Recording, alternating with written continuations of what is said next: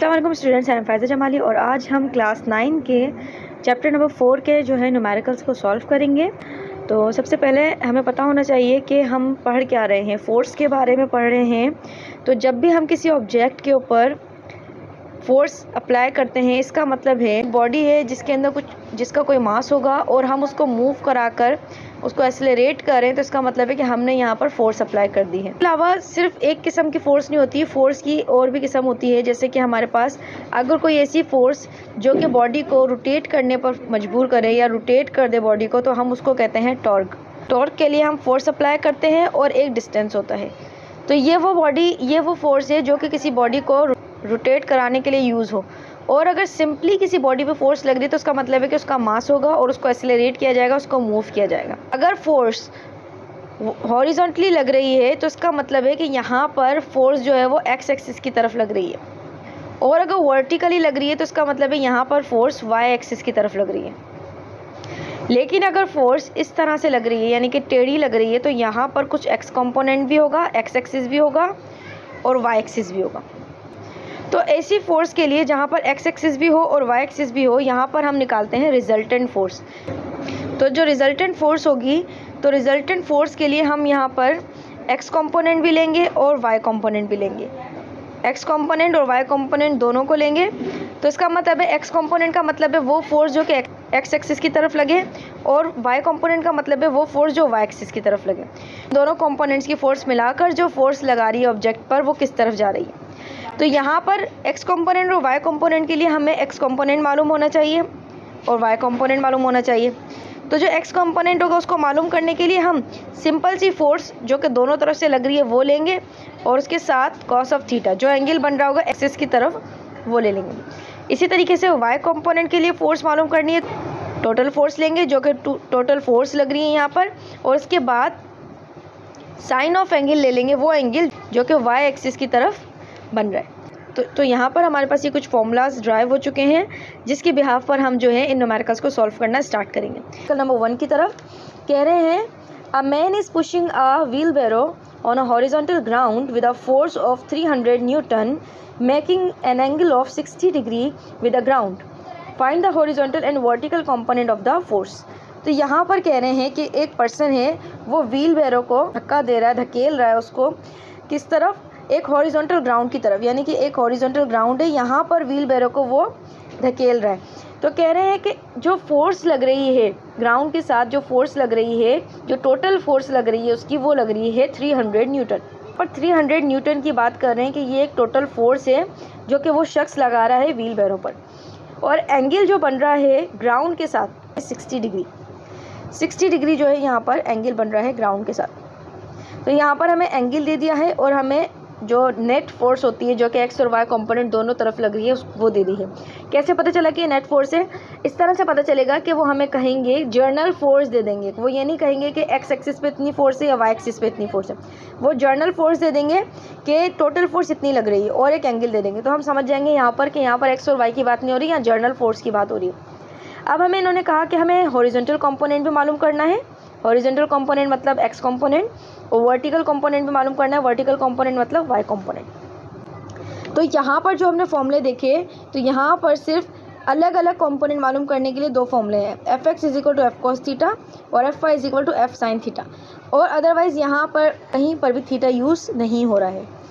तो हम कौन सा फॉर्मूला यूज़ करेंगे? ये दोनों फॉर्मूले यूज़ करेंगे। तो चलें एक्स कंपोनेंट और वाई कंपोनेंट मालूम करते हैं। तो एक्स कंपोनेंट के लिए हम यहाँ लिखेंगे F of X is equal to F cos theta, और वाई कंपोनेंट के लिए हम यहाँ लिखेंगे F Y is equal to F sine theta.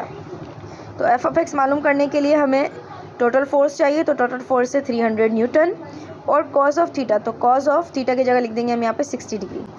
तो एफ ऑफ एक्स की वैल्यू हमारे पास तकरीबन आ जाएगी 150 न्यूटन।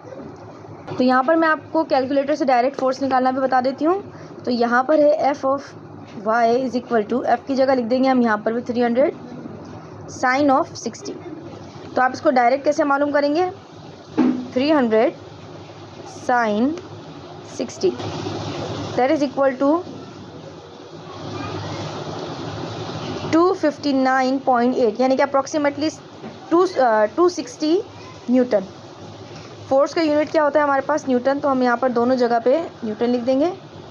और ये हमारे पास हॉरिजॉन्टल और वर्टिकल कंपोनेंट्स फोर्स के आ चुके हैं। कह रहे हैं नेक्स्ट न्यूमेरिकल में, a gardener is driving a lawn mower with a force of 80 newton. यानी कि यहाँ पर भी अब हमें एक नेट फोर्स दे दी है जो कि है 80 न्यूटन।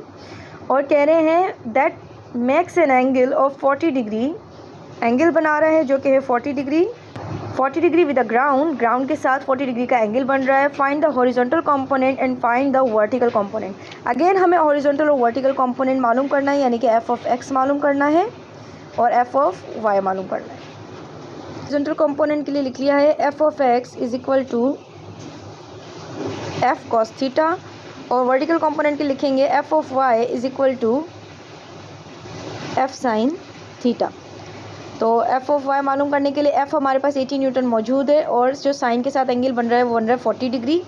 इसी तरीके से एक्स कंपोनेंट मालूम करने के लिए हमारे पास जो नेट फोर्स है वो 80 न्यूटन मौजूद है और कॉस के साथ एंगल जो बनेगा वो भी बनेगा 40 डिग्री। तो यहाँ पर एफ ऑफ एक्स और एफ ऑफ वाई की वैल्यू हम फाइंड आउट कर लेते हैं। तो यहाँ पर हमारे पास एफ ऑफ एक्स की वैल्यू आ रही है 61.2 और एफ ऑफ वाई की वैल्यू आ रही है 51.2। तो यहाँ पर क्योंकि ये फोर्स है जो कि एक्स कंपोनेंट पे लग रही है और ये फोर्स है जो कि वाई कंपोनेंट पे लग रही है, तो इसके साथ इसका यूनिट यानी कि न्यूटन लाजमी लिखिएगा, क्योंकि इसका भी 1 या 0.5 मार्क्स ज़रूर होता है। तो ये हमारे पास इसका फाइनल आंसर है। Now we are moving toward the resultant force. अब हमें मालूम करनी है रिजल्टेंट फोर्स। पहले हमने एक्स कंपोनेंट और वाई कंपोनेंट मालूम किया था और हमें रिजल्टेंट फोर्स यानी कि सिर्फ एफ गिवन था। अब हमें वो एफ मालूम करना होगा और एक्स और वाई कंपोनेंट हमें गिवन होंगे। तो मैंने आपको स्टार्टिंग में एक फॉर्मूला बता दिया था जिसको मैंने लिखा था R is equal to under root F of X का square plus F of Y का स्क्वायर। तो इन दोनों के स्क्वायर मालूम कर लेंगे। ये फॉर्मूला होता है हमारे पास रिजल्टेंट फोर्स का। यहाँ पर आप एफ भी लिख सकते हैं और आर भी लिख सकते हैं। चाहे तो यहाँ पर आप एफ लिखें चाहे तो आर लिखें, दोनों ही ठीक होंगे। तो चलें इसका न्यूमेरिकल एक सॉल्व करते हैं। यहाँ कह रहे हैं a horizontal and a vertical component of a force are 4 newton and 3 newton. Horizontal component और vertical component of forces are 4 newton and 3 newton respectively. Respectively का मतलब होता है कि जो फर्स्ट नाम दिया हुआ होगा उसके साथ फर्स्ट वैल्यू और जो सेकंड नेम दिया हुआ होगा उसके साथ सेकंड वैल्यू। तो पहले हॉरिजॉन्टल लिखा है और हॉरिजॉन्टल के बाद जो फर्स्ट फोर्स दिए वो दिए 4 न्यूटन। इसके बाद वर्टिकल लिखा है और वर्टिकल के बाद जो सेकंड हमारे पास फोर्स दिए वो दिए 3 न्यूटन। तो इसका मतलब है कि जो 4 न्यूटन है वो है हमारे पास एफ ऑफ एक्स और जो 3 न्यूटन है वो हमारे पास है एफ ऑफ वाई। तो कह रहे हैं अब find the resultant force and direction of the resultant. Direction of the resultant मालूम करनी है हमें और रिजल्टेंट फोर्स मालूम करनी है। तो सबसे पहले तो हम रिजल्टेंट फोर्स मालूम कर लेते हैं। यहाँ पर रिजल्टेंट फोर्स का मतलब है कि जो एक्स की तरफ भी लग रही है और वाई की तरफ भी लग रही है। तो रिजल्टेंट फोर्स हम मालूम कर लेंगे इस फॉर्मूले के साथ। तो रिजल्टेंट फोर्स है हमारे पास F is equal to under root F of X का square plus F of Y का स्क्वायर। एफ ऑफ एक्स है हमारे पास 4 न्यूटन और एफ ऑफ वाई है हमारे पास 3 न्यूटन। दोनों का स्क्वायर ले लेते हैं। 4 का स्क्वायर लिया तो 4 का स्क्वायर का मतलब होता है 4 मल्टीप्लाई बाय 4 और 3 का स्क्वायर का मतलब है 3 मल्टीप्लाई बाय 3। तो 4 4 ज़ा 16, प्लस की जगह हमने प्लस लगा दिया और 3 3 ज़ा 9। इसको ऐड कर देंगे तो ऐड करने पर हमारे पास आंसर आएगा 25। अंडर रूट सेम रहेगा। हमें पता है कि 25 का रूट लेंगे तो हमारे पास आएगी वैल्यू 5। और फोर्स का यूनिट कौन सा होता है? न्यूटन। जब भी एक्स कंपोनेंट आए वाई कंपोनेंट आए रिजल्टेंट फोर्स आए तो आपके पास इसका यूनिट न्यूटन ही आना है, ये लाजमी मेंशन कीजिएगा। अब कह रहे हैं हमसे and find the direction of resultant. Resultant की डायरेक्शन मालूम करनी है यानी कि हमें एंगल मालूम करना है। तो हमारे पास एक और फॉर्मूला होता है जो कि होता है tan theta is equal to F of Y divided by F of x.